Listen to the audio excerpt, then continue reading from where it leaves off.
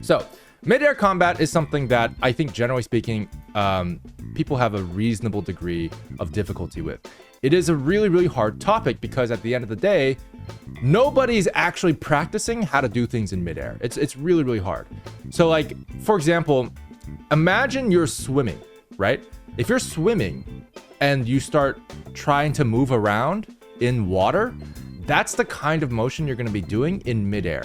You don't have any kind of, footwork. You don't have any kind of like ground physics that you can use to push off of. And people don't think about it because it's so automatic. But usually when we're on the ground, a lot of our force, for example, if you were to have like a very simple punch, like most people don't really think about it. But when you have like a punch, right? And someone's like, got their stance like so, and they're punching, right? Their punch, all that force right here, right? This force, right? See that? All that force that's hitting whatever this is, that force is coming from the ground, okay? A lot of people think that, oh yeah, I'm really strong, so I have big muscles, and that's where the punch force comes from. No, that force comes from the ground. The reason is, as you guys know from physics, you guys remember physics? We love physics. I am the physics, but so are you, right? Physics is something that tells us that every action has an equal and opposite reaction, right? So when you're pushing against the ground, the only reason why you're able to do that is because the ground is pushing back at exactly the same force. This is the reason why people who are heavier can punch harder, because the ground is pushing harder against them, and therefore their punches hit harder. So this is a thing that not a lot of people think about, but that's where most of our force comes from, okay? Now, muscles do help. Muscles help with speed, they help with impact, but like at the end of the day, this is where most of the force comes from. This is why, weight classes are a thing, right? I'm just saying, okay? So if we don't have the ground, if we remove the main source of our power, what do? How do we punch? How do we exert force? How do we do anything, right? We have no ground at all now. We're just in midair. This punch would not work because you know what would happen? You would punch this thing and then you would actually go flying back. And that would reduce a lot of the force input that you have, right? Because there's no ground to stop you from flying backwards. And that's just the reality, right? Hey, want to be reviewed? Just send your animations in the Professor Goo review channel in the Discord. Each stream, I'll be going over one animation, which will be randomly selected from that channel. If you happen to be in stream that day, we'll go over it and maybe even jump into a call. If you want to watch these streams live, go to twitch.tv/DylanGoo. Hey Goos, welcome to the Professor Goo review, where we talk about Septic's animation again because it's amazing. So this is actually a different animation.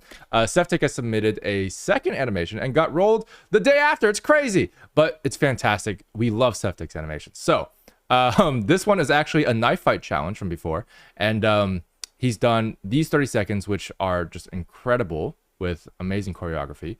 Again, link in the description if you don't have it. And yeah, this is going to be involving a chain weapon.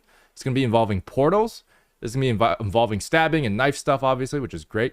But we're going to talk about that, and we're also going to talk about a couple other things. So the three topics specifically I want to talk about, one of the main ones is actually midair combat for that particular section here. So this area of the set, of the environment, this falling point, is going to be something that will require just a little bit of attention from the animation and the pose side of things to make the physics feel accurate to how something would move in midair.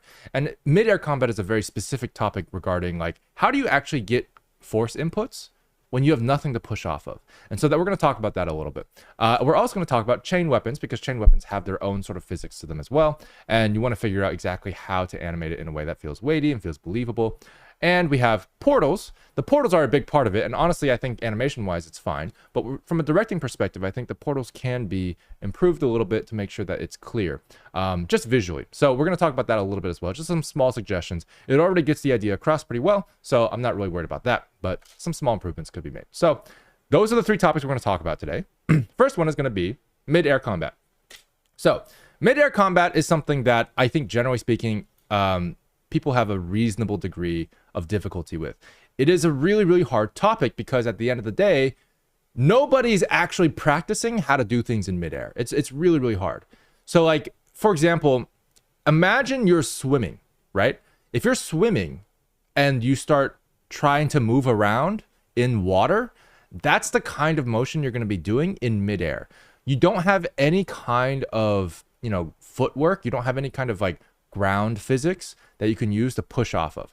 And people don't think about it because it's so automatic. But usually when we're on the ground, a lot of our force, for example, if we were to draw something here, which you're pushing against the ground, the only reason why you're able to do that is because the ground is pushing back at exactly the same force. This is the reason why people who are heavier can punch harder, because the ground is pushing harder against them, and therefore their punches hit harder. So this is a thing that not a lot of people think about, but that's where most of our force comes from. Okay.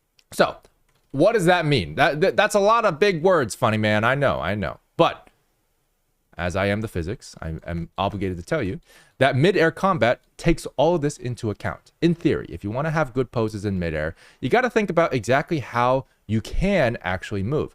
Now, one example is here. So right here, we have a great block from whoever this guy is. I don't know his name. But basically, this movement here, he turns. And what he's doing here is he's turning his entire torso where his legs step back, right? His legs step back here. And so, like, that's a thing that makes sense. And he does this. This pose makes sense on the ground, but it does not make sense in the air. I'll tell you why in a little bit. His name is Killian. Okay, cool. Your boy Seth in the white. All right, I see how it is. Yeah. So this is Killian, right? So Killian here is supposed to be in midair, and he's supposed to make this pose, and he's supposed to block this knife. And when he does this thing, if you're on the ground, then yes, rotating backwards first, and then anchoring your foot on the ground, and then rotating your upper torso to follow, that makes sense, because what we have there is friction. We have friction on the ground. When we anchor our foot there, we can actually pull or push against it, and then bring our body towards the ground, which is weird to think about because we're not going downwards, but we're going sideways because our feet are sideways, right? And we rotate our body relative to that. Now, if we are in midair, what would happen? We don't have friction. What do our feet do? Our feet need to rotate in the opposite direction as our hands in order to do anything, because at the end of the day, there's not a whole lot of force input. There's not a whole lot of friction that we can use in midair. So actually, in order for him to properly swipe his hand over here, so let's remove this real quick. In order for him to actually swipe his hand across, what would have to happen for this to make physical sense, right? Is his legs would have to be completely flipped. So you'd actually see something closer to this. Hang on, let me get like a shoe here. There we go. You'd actually see something closer to this, where as you can see, the chest is rotated the same way, and that's great. That's good, right? But the legs are rotated in the opposite direction, almost like you're, like twisting your torso a little bit. Yeah. So imagine that, right? I'll just draw a little bit thicker. So we have that, and then we draw that a little thicker, and then boom, boom. See? So this is going to make more physical sense, even though it doesn't make much sense on the ground, right? But it would make more sense in the air. So midair movement, I should say, just in general, is going to be much more difficult to understand the physics behind, because it's not something that we experience very often. But if you imagine him in the water, if he's like in the water, right? If you're floating in the ocean or whatever, and you try to do that, you'll notice that your feet are going to do that automatically, because it's the only way to balance yourself, right? So that's how that force input works. The only way you can move your hand this way is if you move your legs the opposite direction. And that's because the only thing you can push off against is yourself, right? This cancels out the momentum, so that there's no additional force input that isn't accounted for, because there is no force input that's possible, right? So there you go. It's a torque that generates the counter movement. I guess so. I don't know exactly what the definition of torque is, to be honest, at this point.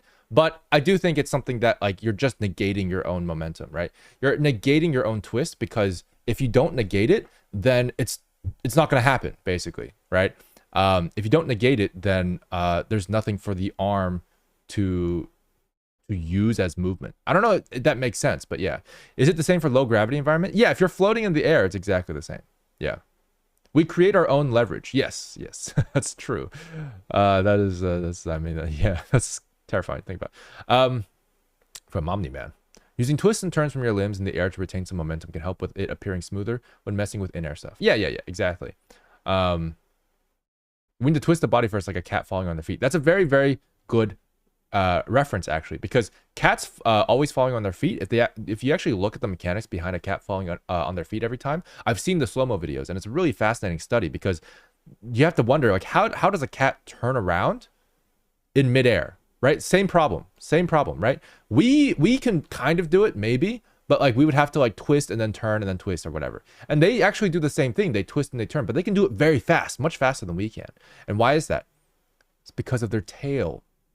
So cats, when they fall in slow motion, they actually use their tail as leverage. So they'll actually rotate their tail down first, and then they'll rotate their legs and like everything with it, and they use their tail as extra leverage, which allows them to bring everything back in.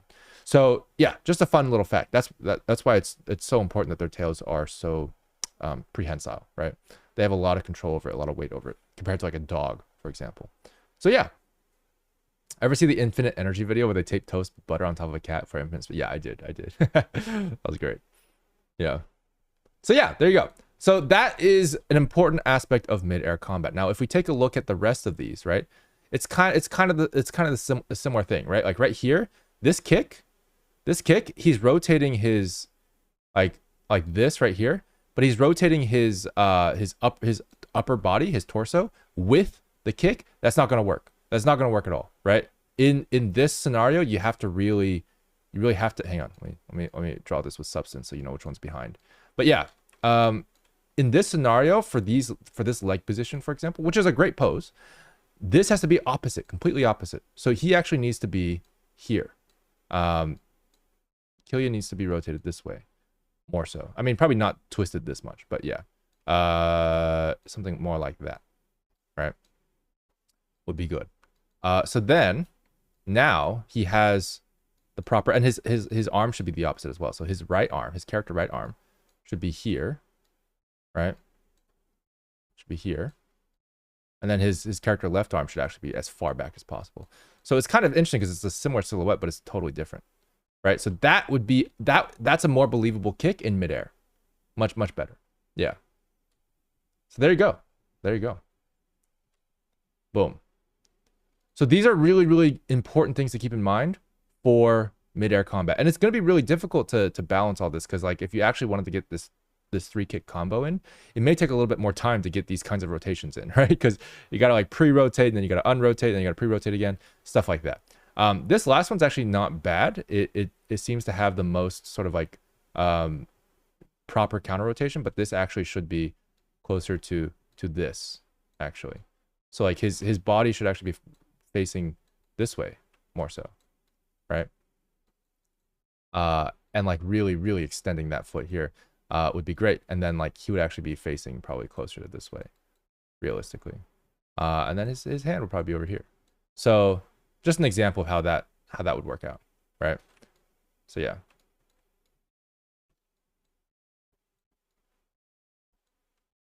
Bam. So yeah, those are some mid-air poses that I would highly recommend considering and just learning about. Again, this is actually something that most people are not going to tell you. I'm just going to be honest, guys. I know very few people who are taking this into consideration when they do mid-air combat poses. It's really rare for people to have to think about it. So like I do think that like it's pretty normal not to know exactly how to do it. But if you can think about it that way, if you understand and think about it, if you're in a pool, if you're in the ocean and you try to do this, that's the best reference you can have for these sort of mid-air movements. So yeah, there you go. Now, that's not including, by the way, not including force inputs that are input before the ground is left, right? If you jump up from like a backflip or whatever, if you jump off the ground with intentional momentum input, with intentional force input, then like that can be taken into consideration to whatever spin you have and whatever poses you have. You don't necessarily need the torque that we're talking about here if you have like, you know, an external force input from the ground already. But this is assuming that we don't have that, right? We don't have any of that. And in a lot of cases, when you have a longer fall or a longer jump, like that's where it just disappears. But usually unintentional falls are where this is applied the most. Yeah. So inverting kick logic, essentially, yeah. You would invert it. I mean, to be fair, this is actually a pretty common pose for like soccer kicks and stuff. Like there's a certain amount of kicking that actually does require this in on the ground as well, to be honest. But the biggest thing is like this foot is lifted, right? Normally it wouldn't be. Normally this would be anchored on the ground. But yeah, I think once you understand how you have to basically reverse the upper torso from the lower torso for any kind of turning to work in midair, that'll just apply to everything in midair. When you're on the ground, you don't have to. You still probably should. Like there's certain cases where it makes sense. In fact, for kicks, it actually makes a lot of sense because one of the feet are off the ground, so you actually still need that torque. But like generally speaking, when you're in midair, just know that your upper body and lower body have to move opposite to each other. Yeah, cool. So that's midair combat stuff. Next, we're gonna go to chain weapons. So chain weapons are, oh boy, chain weapons. So as you guys know, I animated the chain weapon once, maybe twice. And I love chain weapons. I absolutely love chain weapons. I also hate chain weapons, right? They're a lot of work to animate. There's something that like you ultimately have to understand the physics behind like all the different like string things. And like I love it because it's such a complex thing to animate that I find it very satisfying to sort of like get used to and learn about the physics behind like how things move. And it's like it's a really cool fighting style because you have this mastery of the physics. You know, maybe that's why I like it. Maybe So I'm a kind of guy who likes physics.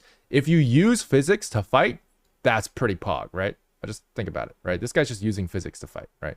So let's talk about the chain weapon. How do we animate it in a way that feels believable? This goes for nunchucks and other things that have like, you know, these kinds of arcs. Generally speaking, with this chain here, there's a couple things. One of the first things that comes to mind is like most of the time for chain weapons, most of the time, when you're swinging it, the chain should be straight, right? I think generally speaking, the chain needs to be straight most of the time. And so like when we see this, for example, like this bent thing, what that's actually telling us in our heads is that it's not actually moving as fast as it can be. Because when you actually have like, you know, a nunchuck or something similar, the reason why it's straight is because you're constantly pulling against where it wants to go. That's why the arcs happen, right? That's the whole point of the string, is that it's being pulled taut so that it's, you know, properly controlling the arcs. So in order to get this arc, for example, like this would actually have to be straight, just as an example. But if you can keep it straight, that's what you want. And the times that you don't have it as a straight line should be specifically when the blade or when one of the sides of the chain weapon has reached a resistance of some sort. So like if you actually watch, for example, like Project Monty, where I animated those two chain blades, you'll notice that like the chain blades get loose and they rattle as soon as the blades make impact on the ground or something else.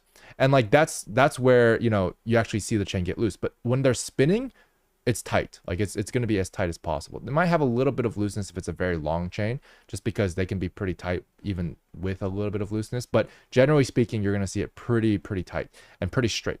So when it's moving very fast, you want it to actually be as straight as possible. So in these cases, all these moments, they should be as straight as possible. And in fact, this is actually the moment where it might not be straight. This is probably the one moment where you might actually see some tautness or some slackness because it's made impact here. Right? There's no rule physically that says that this has to be pulled taut. In fact, like, unless of course they're, you know, playing tug of war, which is pretty reasonable, right? But then like you'll have to probably have a little bit of variety there in terms of their placements and stuff. Either way, I would recommend keeping the blade, keeping the chain straight. So that goes for stuff like here, for example, like this is a curved thing here, which just basically implies that it's slowing down rather than actually moving. So here I'm noticing that it's sort of being pulled along, but like actually it's not the chain that pulls it along. It's not the chain that guides the movement. It's the actual handle of the other side. So that would actually guide it more, and you would have that be the main driving force of the curves. So this should actually be moving more than it is right now, and then this would actually be following it like so. And honestly, it would look pretty good with a straight chain there. Yeah. Now, regarding that though, how do we actually get something like this to work? So this particular movement, when you have something that you want to feel believable, this actually kind of works if it's a little bit loose because he's technically slowing it down here, so that's not too bad. But like, if you want it to feel like it's moving at high speeds, you should keep it straight. Now, if you want to have this movement here, where he like sort of does like a twirly twirl here, so this movement is an interesting movement. So he's going back around, and it seems to me like he wants to strike sideways. Okay, so for a chain whip, it's really good if you have experience using a chain weapon when you're animating it. This is something that might be a little hard to do for some people, but I do recommend trying it, you know, in real life. Like, just take like your phone charger. Okay, take your phone charger, make sure it's under warranty, but you know, try swinging your phone charger as a thing. I remember when Sarandon was animating the chain weapon for Abby's Mesh Trails trailer, he just literally took, like, I think it was a phone charger and like a stick.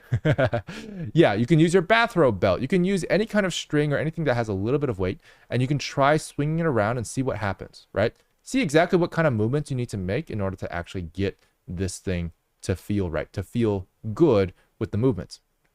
Yeah. Yeah, watching reference is also a good idea too, of course. So the biggest thing here is like he wants to, he's starting with a downward swing and he wants to somehow change the arc of the motion.